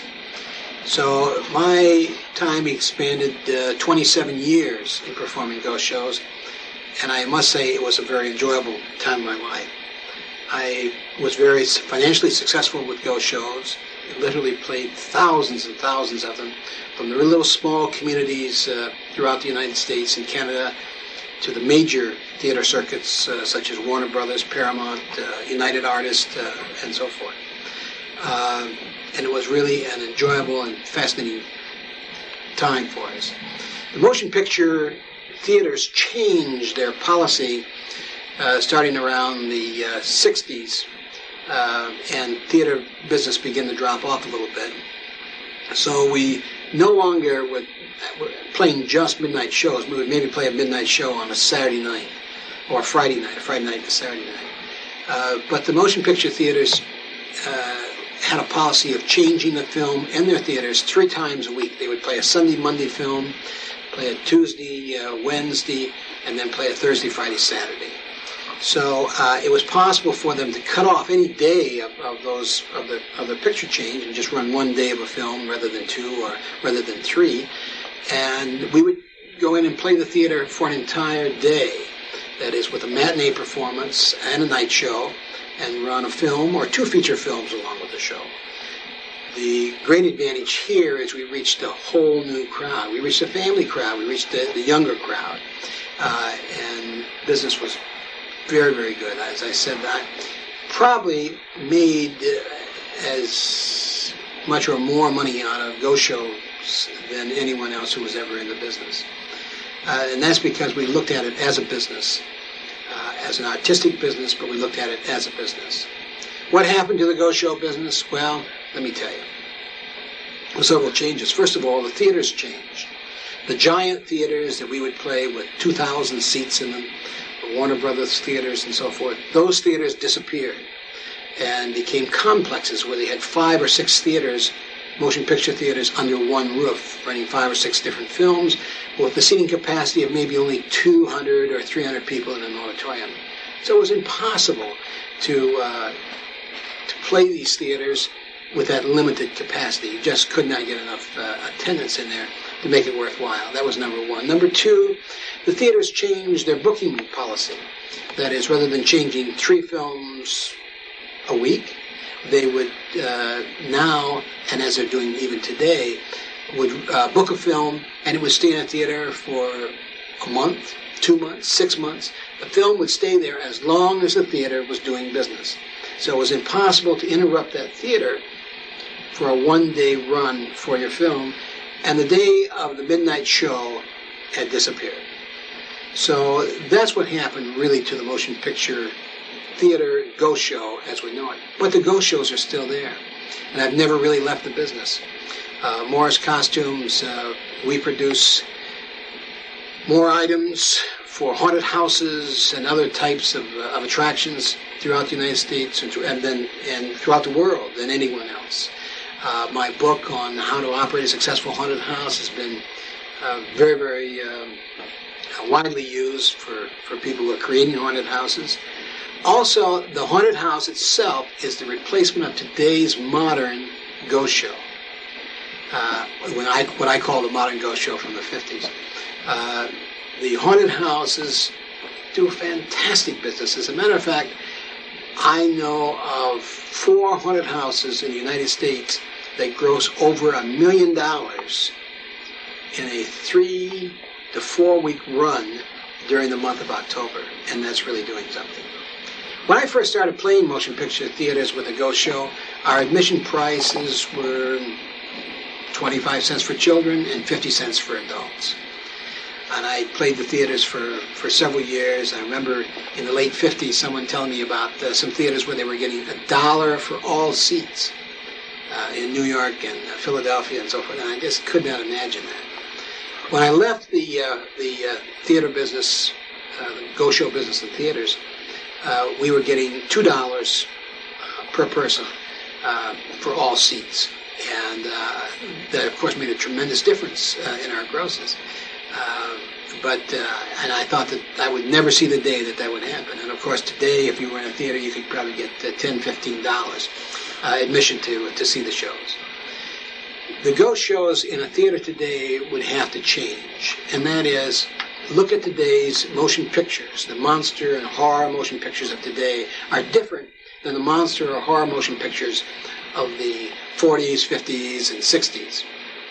There was the Creature of the Black Lagoon, the Frankenstein monster, and all those other characters that have really become, well, part of our history in this country. But today's creatures are Freddy Krueger. They're creatures that are part of the supernatural, and you would have to change in order to meet that crowd today. But I can tell you that the technology that would be available for a ghost show, a horror show in the theater, today, you could do just miracles. I think often as I'm advertising gimmicks that we used in the stage show was a free 2-for-1 pass. You could sit through the entire film, or through the entire stage show and the film. When you left the theater, if you were brave enough, we gave you a pass, a 2-for-1 pass that could be used for a future motion picture. A 2-for-1 pass is 2 people come to the theater and 1 person gets in free. And that really helped the bill of attendance. We also gave away bracelets, free bracelets, charm bracelets, and identification bracelets to the girls if they were brave enough to sit through the entire show. But the one thing that I developed that was very successful for us was that we gave away a real dead body. We had a twist contest. Now, a twist contest, now we're really dating ourselves, but the twist contest, and the winner would receive a real dead body. That's exactly what we gave them. We went through a large ceremony in presenting the dead body to the person in a little small coffin. And actually it was a chicken, a dead chicken. And that is a real dead body. Jeez, I often think I want to get back in the ghost show business with all the things that are available today. Some of the funny things that happened to us with the show, I recall being down in Mississippi, playing a theater, and after the show, there was an elderly gentleman standing by the back door watching us pack the show up. And every time I passed him, headed out to the main truck, I would say, "How are you?" He said, "Fine." And finally, we were through loading up, and I was getting in the vehicle and ready to pull off. He says, "Sir," he says, "can I talk to you for just one moment?" I said, "Well, how can I help you?" And he said, "Well," he says, "I've been a lot of places, and I've seen a lot of things. But when you come out on that stage and you push that walking stick to the lady," we had a little effect where we had a cane, and we'd walk up to one of the girls, press the cane in her back, and it seemed to go through her back and right out her stomach. He says, I knows that you had something in your pocket, like a lodestone. Has you got anything that would help a gambling man? Well, I was taken back at first, and I thought, well, here's a person who really believes in what he's saying, and I've got to help him out. I said, well, you wait right here. I said, those things are very valuable, and I don't keep them with me. So I walked around to the other side of the theater. It was dark, and I found a street light. I looked around for a stone that was just the right size. Put it in my pocket and walked back around the theater to where he was standing, and I gave him the stone. And I said, listen, this stone will bring you good luck for the rest of your life. Always carry it in your left-hand pocket, and it works better when the moon's full. Now, if it seems to waver in its power, then what you do is soak it overnight in vinegar. Now, that was many years ago, and I can tell you that that man thanked me, bowed, and shook my hand, and wanted to know whatever he could do for me. And I know that when that man passed away, and they buried him in his coffin, that he probably still had that stone in his pocket. We were playing another theater up in, this was in Canada, up in Nova Scotia. And they had a display in the lobby. We'd have them place a coffin in the lobby with a sign on it that says, quiet please, Dr. Evil's asleep inside. And leave the coffin out there for several weeks before the show. And they had a cleanup man who would sweep up the theater, and the theater manager said that he noticed after a week or so that everything was swept up clean in the theater except for a little room right around the coffin. That his cleanup man would only get so close to that coffin. So on the day of the show, they took the coffin upstairs and put it in one of the prop rooms. And they had one of the ushers climb inside the coffin and lay down. They closed the lid. And they sent the cleanup man up to the room. Now, this is up on the second floor of the theater. Well, the cleanup man walks into the room, and as he's in the room and turns on the light, the usher opens up the lid of the coffin and starts to set up. So that cleanup man ran to the window of the theater and was starting to jump out the window. And he was yelling, Mary, I'm coming to join you. Mary, I'm coming to join you. So there have been a lot of very interesting things that have happened to us, and good times and fun times as you look back to the years and years that we traveled throughout the United States with it. Oh, I want to tell you another. Advertising was the mainstay with the main reason that any show did business. I early in the game caught on to the idea of using radio. Back then, you could buy a radio spot for $1, a minute radio spot for $1. And we would buy 100 radio spots to run over a 4-day period prior to the show, and a total saturation campaign. Of course, back then there were maybe only 1 or 2 radio stations in a community, so you absolutely saturated the community with your advertising. Window cards, lobby cards for in the theater, trailers that appeared on the motion picture screen that told about the show, newspaper advertising. Those things were all very important. We had a newspaper ad in the classified sections of the ads that advertised wanted girls for the Mad Doctor to amputate the limbs of the lovely ladies on the stage, or lost or strayed, a giant monster, if seen, called Dr. Morris or Dr. Evil at the Paramount Theater. Things like that that created the tension and the talk in the community. I can tell you when the show arrived that it was unbelievable. The emotion that was already in the community. It was very common to see lines at theaters 2 and 3 blocks long. We would play motion picture theaters on a midnight show, for instance, and fill up one theater of 2,000 seats, and then the theater company would open another theater across the street. We would open that one, and then maybe a third theater down the street and open that one. They would show the film first in the first theater, and the films are on reels. A reel runs about 18 minutes, or did then. They would just bicycle the reels. As soon as the first reel was over, they would go to the second theater, and then as soon as they showed it there, they would go to the third theater, and they just keep the reels of the film going. And by the time the film was over in the first theater, you put on the stage show there, and then the people from theater number 2 would leave that theater and come over to theater number 1 to see the stage show. And you would have stage shows going on. I've had stage shows going on till 4, 4:30, 5 o'clock in the morning. And that is really unbelievable, that a stage show of this caliber could outgross any other type of attraction that would appear in the theaters, including big bands and big-time motion picture stars that were making personal appearances at the time. This is a poster from one of the early shows. We dare you to see the mad Dr. Morris in his dungeon of death. And presenting the monster Omar. We just picked that name out. We thought it was a very unusual name and created our own monster, rather than having Frankenstein or Creature from the Black Lagoon or the Mummy or King Kong as we used later on. Reminisce about those marvelous days in the ghost show business that started me on to the road of success through life. And thanks again for coming by. And the next time you're down this way, I hope it's not another 30 years or so since I've seen you, that you'll stop by and say hello. So long. Oh, wait a minute. There he is. My agent. Wondered what happened to him. Still hanging around.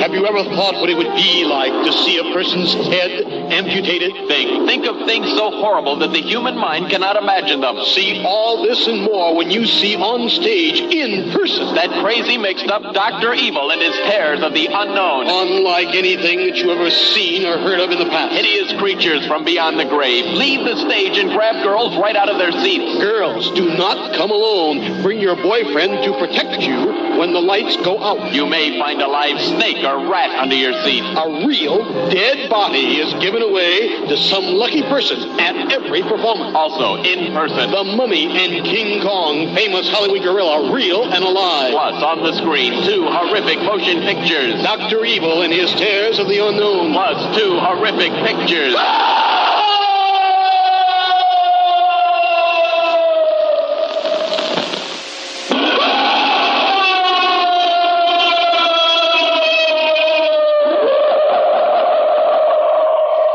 In person, on stage, first time here, 3 all-new Super Shock shows. Stage show number 1, From Beyond the Grave. It's Dr. Evil and his terrors of the unknown. Unlike anything you have ever seen before, the theater is turned into a graveyard.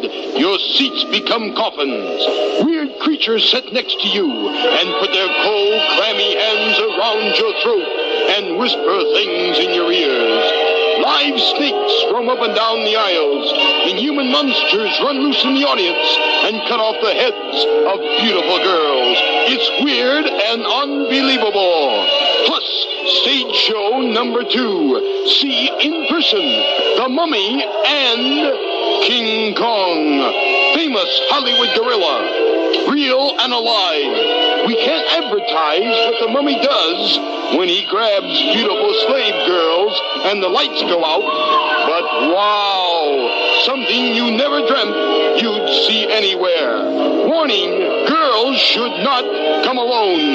You will have nightmares for a week. However, the theater management will stop the show anytime it becomes too scary. All on stage, in person, plus a horrific screen program. No documentary would be complete without including Pat Patterson Jr. of Gastonia, North Carolina. Now, I worked with Pat on some magic shows, and I worked with him on some spook shows. We worked on a Karakum show one time, and we're the ones that previewed Karakum's Cannibals of Karatiba. Pat went on to make quite a few movies. He did the special effects and the horror effects for quite a few movies. His most famous movie was Dr. Gore. Let's take a look at the Dr. Gore clip.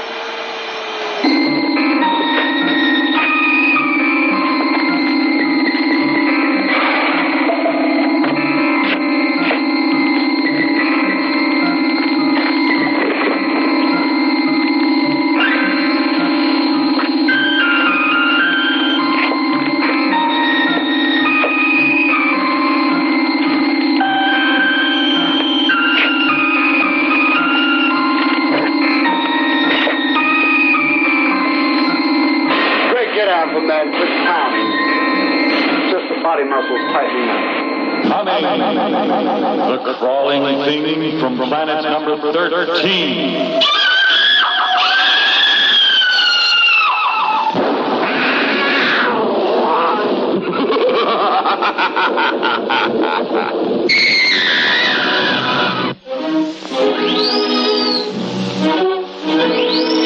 Karakum, direct from Hollywood, presents for the first time on any stage anywhere.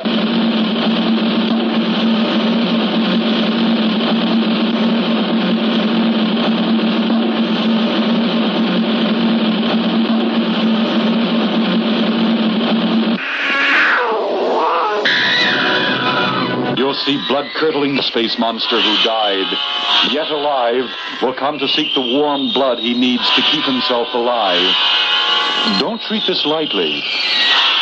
How are you fixed brave enough?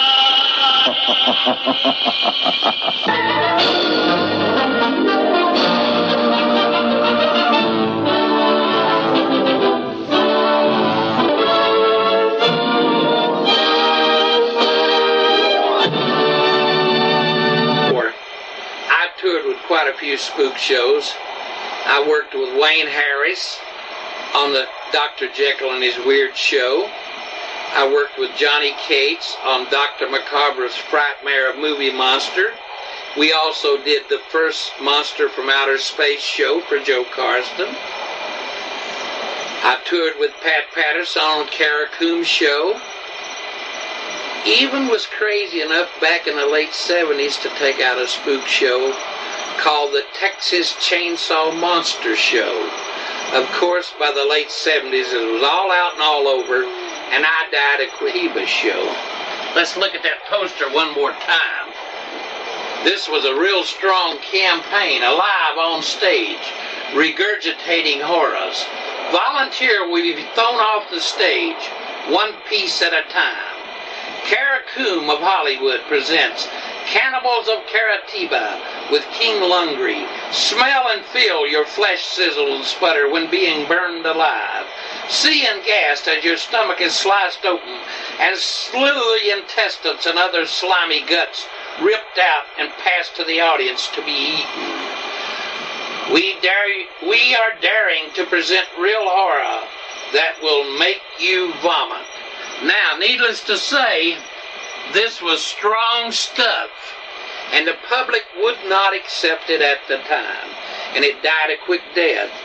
Now, what's ironic about the whole thing, 3 or 4 years later, Herschel Lewis and Dave Friedman came out with Blood Feast on film and were highly successful.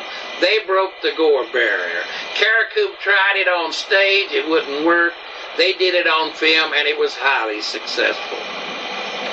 As I said before, it's my personal opinion that Jack Baker was the king of the spook shows. I don't think anybody will argue with me with that. You know, Jack's no longer with us, but his brother Wyman is still out there doing the old ghost show. He's in his late 70s, and he's doing ghost shows. Of course, he's not playing in theaters. He's got a little gimmick, the way he presents it and all, to make a living. I'm not going to go into that. But he does do the old spook show. Now, I was lucky enough to round up a video of Wyman Baker actually presenting a spook show. Now, before we show it, I must tell you, it's got a little jitter in it. It cannot be helped. It's the only one I could find. But I think you're going to enjoy seeing Wyman Baker, the brother of the king of the spook shows, actually performing a midnight spook show. Here's Wyman.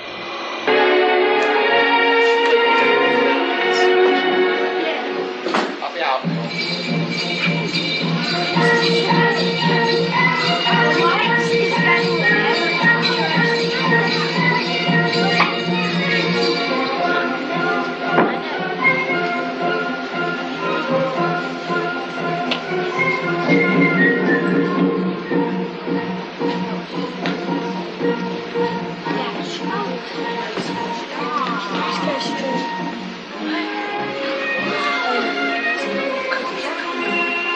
Watch it!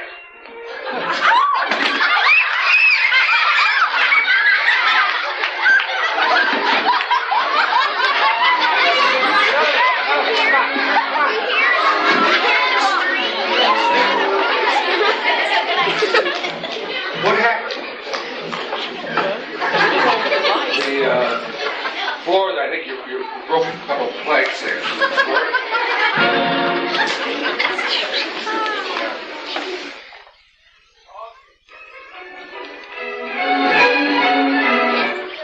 Someone here on the stage is about to receive a message from a spirit. It is. You know what that is, a spirit message? Which one it is we don't know as yet, but I think, bear in mind I'm playing to the stage audience here now. Which one it is we do not know as yet, but I think we'll find out in just a moment. Listen now. Listen.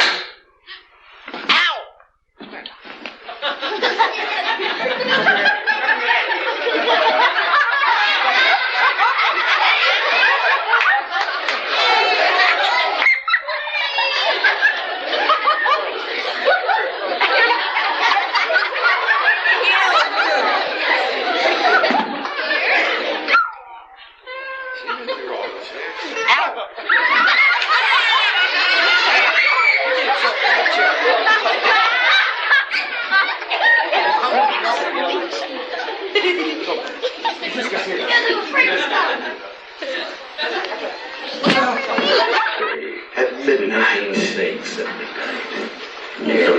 At midnight. Imagine it is now midnight, and you're sitting in a graveyard. The haunted house is about to take over. Yeah, and you'll sit here and see the monster too. Music maestro. Heather, look. Get those lights off.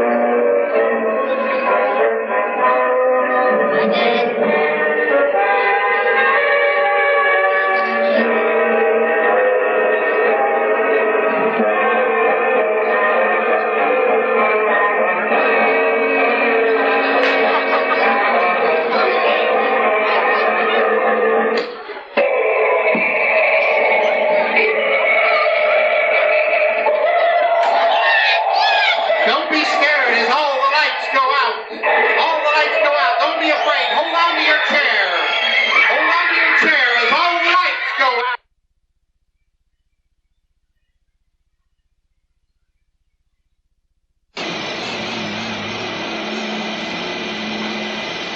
Earlier about advertising, see Marilyn Monroe mystically transformed.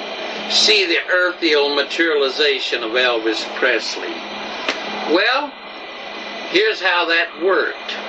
Jack Baker was lucky enough to find a young man that looked just like James Dean.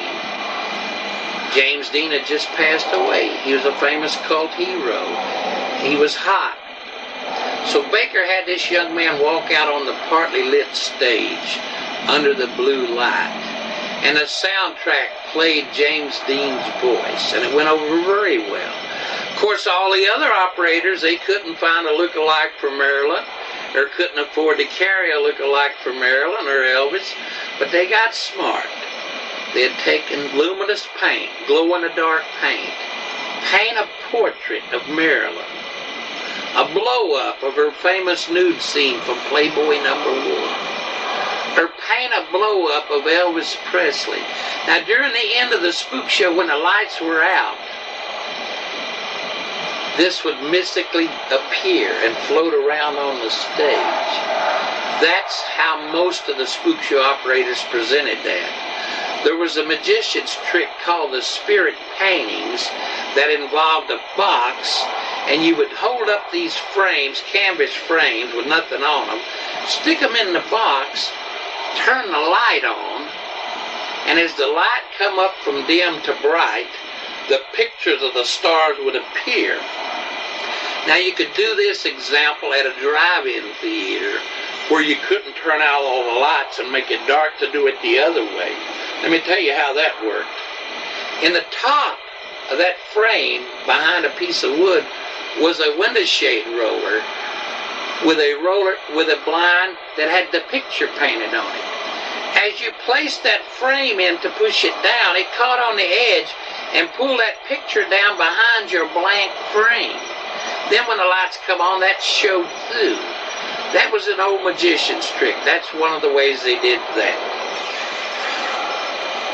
A gentleman named Mark Walker has did about 20 years of research on the old spook, ghost, and horror show days. It's really extensive, and he came out with this most beautiful book called Ghost Masters. I would suggest anyone that's interested in the further study of spook shows to obtain a copy of Ghost Masters from Mark Walker. It'll make a welcome addition to anyone's library. Towards the end of the old spook show era, most all the stages in the theaters were gone. They built the big cinemascope screens. They changed one big theater into 4 small ones, multiplexes. There was just no place left to do spook shows. But Joe Carston was not a man to give up.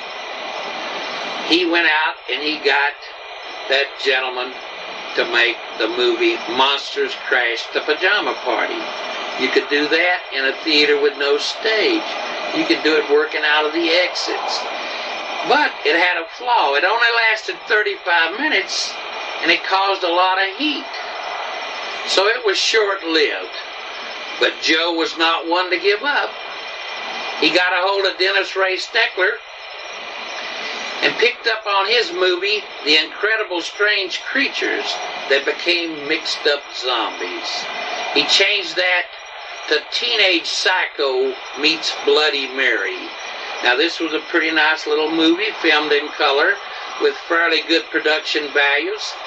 And Joe played this all over the country to a really successful business.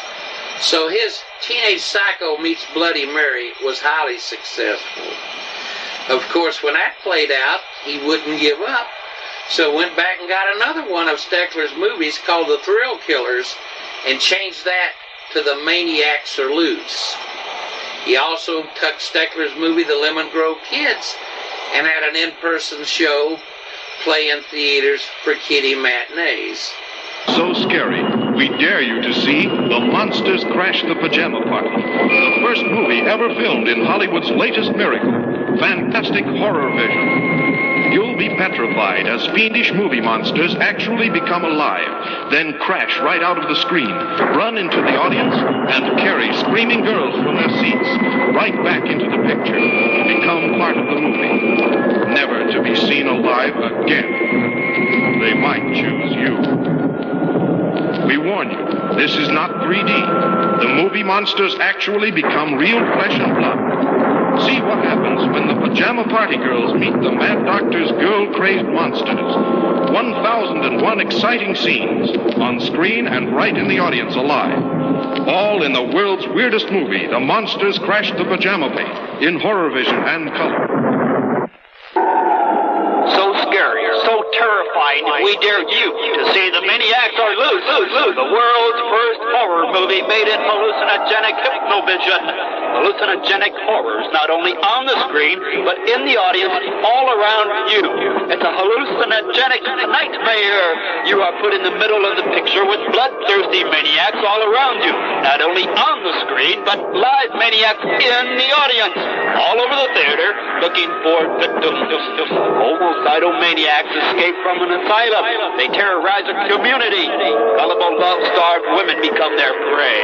And you'll see these same bloodthirsty maniacs in the audience all around you alive. For the thrill of your life, see The Maniacs Are Loose.